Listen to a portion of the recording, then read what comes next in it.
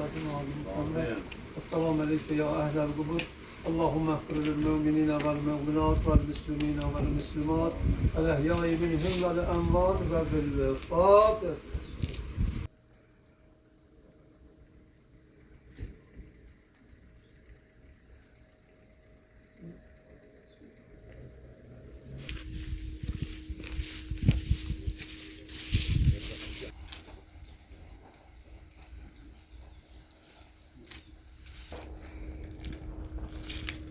Şahidimizin ruhuna salavat değil. Allahümme salli ala Muhammedin ve Muhammed.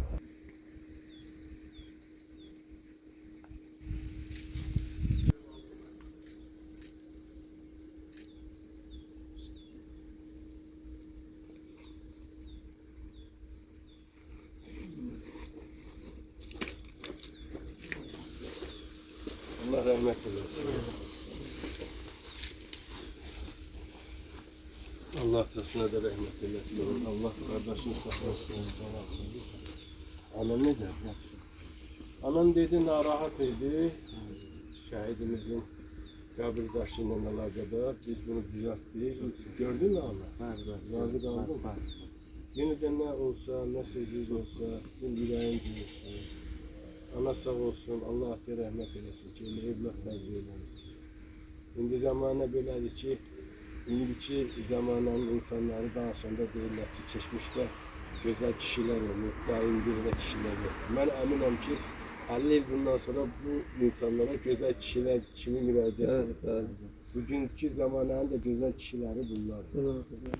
Biz indi onları tam qiymətləndirə bilmirik. Bir 50 ildən sonra, 30 ildən sonra, 100 ildən sonra deyəcək, ha, belə bir kişilər var idi ki, tarih yazdılar. Bizim tariximizi yazdılar, torpaqlarımızı azad elədilər. Bugün ona görə də biz hər dəfə, hər bir şəhidi ziyarət edəndə beynimizdən onların hamısı haqqında fikirlər keçir ki, onların hamısı birlikdə bizim dövlətimizi, torpağımızı necə böyük şərəfə mindirdilər. Biz biraz fikirləşəndə görürük ki, həqiqətən çox böyük işlər görürük. Biz Azərbaycanlılar olaraq bir adicə heç bir yerdən dövlətimizin fəxrindən, qürurundan, ordumuzun qüdrətindən danışa bilirik.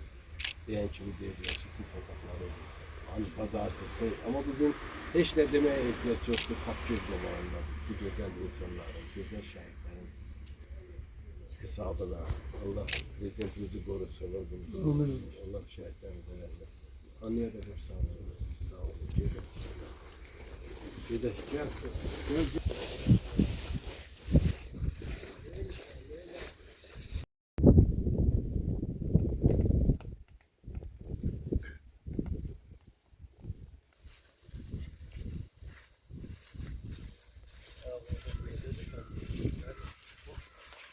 Güzel. Onlar eləyirlər. Bizim borcumuz onların hamısını eləmək bizim şərəf borcumuzdur. Çox seviniriz ki, bugün biz sizin məclisimizdə əziz şəhidlərimizin müqəddəs ruhuna ehtiram göstəririk, gəlirik, onları ziyarət edirik. Allah sizə də can sağlığı versin, Allah anasına da can sağlığı versin. Şəhidimizin, cəmi şəhidlərimizin ruhuna salavat versin. اللهم صل على محمد وعلى محمد. اللهم اغفر للمؤمنين والمؤمنات.